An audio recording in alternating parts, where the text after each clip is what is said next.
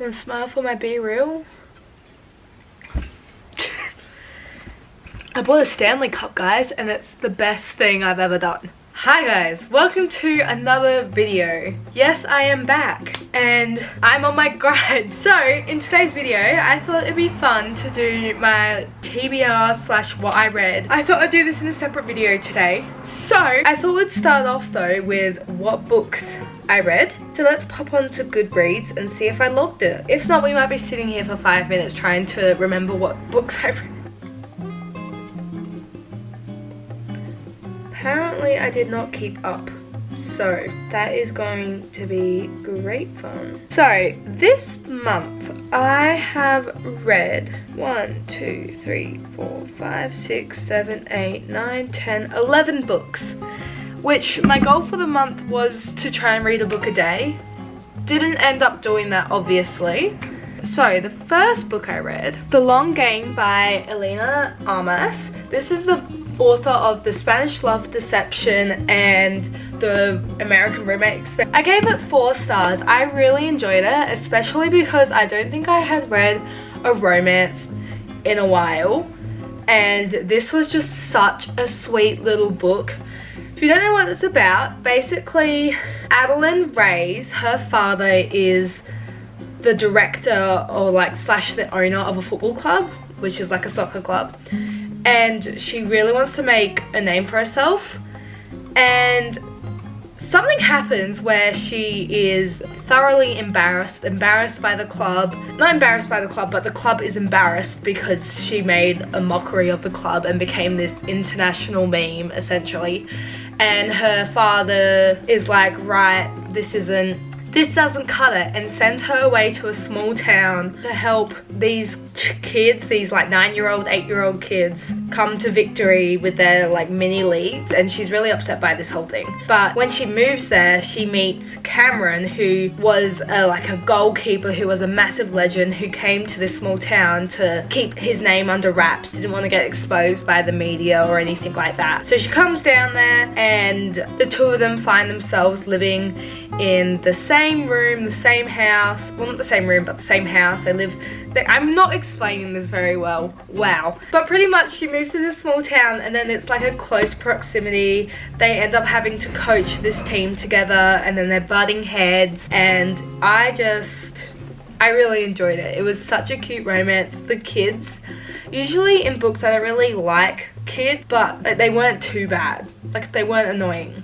like they usually are in books. That was this book. Gave it 4 stars. So then I read, I think they're called the Broke and Beautiful series by Tessa Bailey. This is her backlog, I think, that recently got republished and the covers got redesigned. So there's 3 in the series. It's Chase Me, Need Me, and Make Me.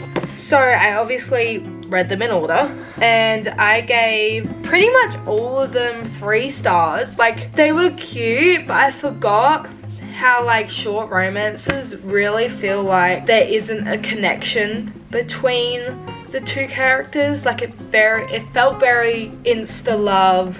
I think I rated the second one like a 3.25. I enjoyed that more than the rest of them. But they're like cute little romances, but in the sense that like it's very insta love, very physical attraction. So these 3 books basically follow these 3 friends. So in the first book, you're introduced to Roxy, who moves to New York, and this girl named Abby puts up her apartment for rent, and it's a really low price. So Roxy and the other girl, Honey, they run to go get this apartment, and they're like, why is it such a low price? And she's like, well, honestly, I just want to make friends, so that's why the price is so low.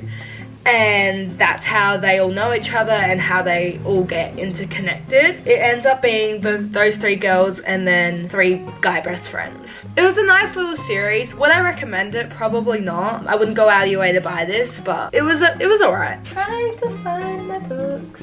The next book I read was The Summer Girl by Elle Kennedy. This is a part of the is it Avalon or Avalon? Avalon Bay series. So this is the 3rd book in it. The first one is Good Girl Complex, which I think went viral on Book Talk a while ago, so I read that last year, and same as Bad Girl Reputation, which was the next one. So going into this book, I kind of had an idea of the characters, but I think it would have been better if I read all 3 books after each other, because I did get confused and I was like, wait, who are the characters again? But this follows the college student named Cassie, and how it's connected to the series is basically, you know, I'm not going to explain how it's connected.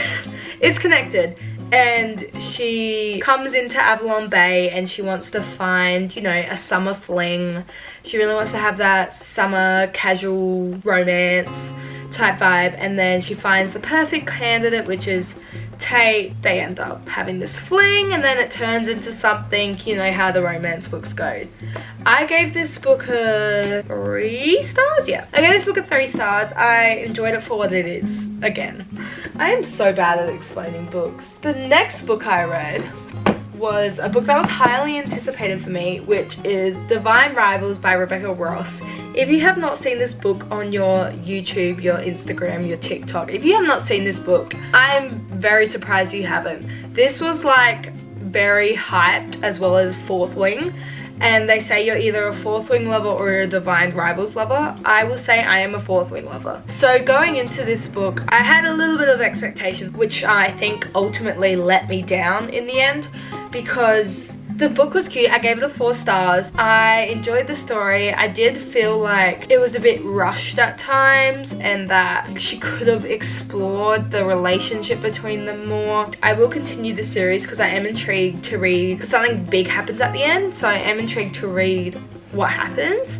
But yeah, it wasn't my absolute favorite. It wasn't enthralled with it like everyone else is. If you don't know what it's about, pretty much it's I want to say it's a fantasy, but it's not really. It has like a magical element where it's like these 2 gods are at war, and the main character, Iris, her older brother, is enlisted to go fight for the war for one of the gods. And she hasn't heard from him in months, and she is really worried. She doesn't know what to do, and then something happens and she realizes that she can't continue like this, and she ends up going to be a war correspondent. I don't know how to explain what that means, but basically she goes to war and she writes about it and she sends it back. And then before this, she has this typewriter which she's been writing letters to, and they disappear under her wardrobe. And she thinks that she's been writing the letters to her brother and he hasn't written back. And then her arch nemesis has the other one, and then they're writing to each other, and then she ends up going to war. They don't know who each other are. That's pretty much the concept. I'm not going to explain this book anymore. I feel like I'm just rambling on. The next 2 books that I read were a part of a series, and that is the Boys of Tommen series by Chloe Welsh. So I read Binding 13 and Keeping 13s. These books are hefty. These books are literally 800 pages each, so it was a lot. So I gave Binding 13 a 3 stars, mainly because there's this one particular thing that the main guy character talks, and it's like a major plot point in the whole book, and it's like, why are we talking about this, and why is this a plot point? Like, it felt too Wattpad-y for me personally. So I gave this one a 3 stars. Still enjoyed the story enough to read the whole freaking book, and I wanted to continue to the next book as well. And then the next book is kind of where I got more into the series, because I felt this really deep connection to the characters. So these 2 books are about Johnny and Shannon moves to this new school because she was heavily bullied at her old school. So read the trigger warnings for that, because they do explore a lot of those topics in both of those books. But this book I gave 4 stars. I enjoyed it more than I did the other book, and I think it's because they had a different subplot or like main plot to this book, and like the characters' relationship was more developed, and I just enjoyed this one way more. But I'm excited to read the rest of the series. I know that Saving 6 and Redeeming 6 is about her older brother and his girlfriend, so I'm very interested to see what their relationship dynamic is. But I really want to see Gibbsy and Claire. I really want to read their book, because the dynamic that they have, I just really want to read their book. I get why everyone wants to read their book. So the next book I read was get it out. The Dead Romantics by Ashley Poston. I love this book. I gave this book a 4.5 stars. It was so close to a 5, but it just didn't give me that 5-star feeling, and I haven't really thought about it since reading it. But I cried. I was absolutely, I love this book. Highly, highly recommend. Basically, it's about Florence, who's a ghostwriter, and one of the publishers recently retired. So she goes into this publishing office to meet Benji, who is the new publisher, and she doesn't know if he knows that she's a ghostwriter. So she goes into this office and she's having a bit of a writing block because she's had a recent relationship breakdown and she doesn't really believe in love anymore. So she pitches this idea to him of like not having a happy ending, and then he kind of shuts it down and is like, well. Then something happens and she's required to go home to her hometown because she's originally from a small town. So Florence can see ghosts. So when she comes home, she kind of is triggered because she had an experience where she helped this ghost solve his murder, and then everyone in town ran her out, calling her a liar when she was younger. So she's never come back, and then something cool happens and she's required to come back home. And then the last thing she expects to see is this ghost, and then this ghost and her kind of form a relationship, which I know it sounds weird, but it's not, and it's really quite adorable. And I really enjoyed it. It's more of a literary fiction as well rather than a romance, because it just explores kind of how she deals with coming back home, facing her bullies, her ghostwriting. So there's a lot of things in this book, and I highly, highly recommend. I really want to read The 7-Year Slip by Ashley Poston as well, but yeah. That's The Dead Romantics. Okay guys, I promise I will stop talking soon. The next book I read is Throne of the Fallen by Kerry Maniscalco. This is a part of the Kingdom of the Wicked series, and I absolutely loved that series. It's a 5-star series for me. So when she came out with this book, I was so excited because I really hope that she continues to write about each of the brothers. But it's basically, you don't have to read the Kingdom of the Wicked series before reading this, but I highly recommend doing it because it just, everything clicks and you get more of a connection to the characters and you can understand the world a bit more. But pretty much Kingdom of the Wicked is about witches who have been told their whole life, like, don't interact with the 7 deadly princes, and yeah. And her sister gets murdered and she's like, well, I'm gonna summon one of these people, these demons, even though I've been told not to. I'm gonna summon one of them and I'm gonna solve this mystery. So that's what that book follows. But this book follows one of the other princes named Envy, and he has to solve this mystery, this game, in order to save his court. And then he needs the help of Camilla, and she's very stubborn. She's like, why would I want to help you? But then something happens to her and she's like, right, I'll help you.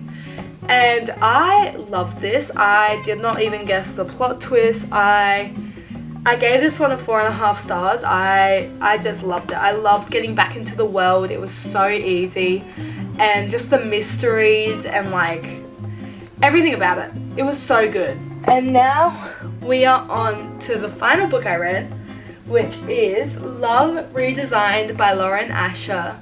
I gave this book a 4 stars. I really liked it. If you don't know, she wrote the Dreamland Billionaires series, and the last book I read, which was The Final Offer, I gave 5 stars. I absolutely loved that book. So coming into this book, I was so excited because it's in the same universe and it's set in the same place that the last Dreamland Billionaires series ends. It's set in Lake Wisteria, and just the whole vibe and the characters in this book, Julian and Dahlia, I absolutely love. So pretty much Julian and Dahlia grew up beside each other throughout their whole lives. They're childhood rivals. They had turned everything into a competition. Their mums are best friends, so they see each other a lot. And pretty much Dahlia moves to San Francisco and becomes this massive designer who's very popular, like an architectural designer. Oh no, like an interior designer, my bad. And then Julian is this billionaire who built up his company, who is like a construction company, and basically something happens in Dahlia's life and she comes home, but she doesn't want to tell anyone what happened, and Julian has had a massive crush on her for ages. And this book, the connection that they have, the things Julian does for Dahlia, and highly recommend this book. It was such a good romance, and read it. Just read it. Alright guys, I'm done talking. Just kidding. We're going to do my TBR now. So I am currently reading one book, and that is The Brothers Hawthorne by Jennifer Lynn Barnes. I am currently reading this book. I'm not really into it, so I've been slowly getting through it. It's pretty much a part of the Inheritance Game series. It's another book, kind of comes after that series and follows two of the brothers, Grayson and Jameson. So I'm currently reading that. I don't know how I feel about it. It's kind of like, I don't think I'm in the mood for it. So I've been slowly getting through that. But I do have a couple books that I really want to read this month. So first off, I want to read the Divergent series. So that's Divergent, Insurgent and Allegiant. I will be doing a video on me reading these for the first time because I haven't read them before, and I recently saw The Hunger Games, The Songbirds and The Ballad of Songbirds and Snakes. I recently saw that in cinemas. So now I'm kind of in my little dystopian era. So I really want to read these, but I also want to read The Ballad of Songbirds and Snakes. So I haven't read that yet, even though I've seen the movie. So I really want to read that. But I think I lent that book to my mum, so she's reading that and I don't know where it is. The next book that the series that I really want to finish is Throne of Glass. So I have 3 books left of Throne of Glass. So that is Empire of Storms, Tower of Dawn, and then Kingdom of Ash. This is the tandem read, if you can't tell by the tabbing, and that is the main reason why I have not started it, because frankly it terrifies me. So I really want to finish that though this month, and again I am filming a video of me reading these, so stay tuned. Then the next books I want to read is, I want to reread Fourth Wing, and I want to annotate it, and I want to just live in this book again. I love this book. Favorite book ever. I can't wait to annotate a book for the first time. I am so excited to reread it. And then once I reread this, I want to read the next book, which is Iron Flame. And the reason why I say I want to reread this is because obviously this is the next book, and I feel like there are things that I don't want to miss because I have like forgotten it. I doubt I would have, but just in case. So I finally got my copy back because I lent it to a couple people. So I'm so excited to reread this and then read this. And I think I will film a video about that too, because why the hell not? So yeah, that is it for this video. I hope you enjoy me talking off your ear for the past how long this video is. Sorry if my explanations weren't that good, but hopefully you got a couple recommendations from this video, and yeah, I will see you in the next video. Bye!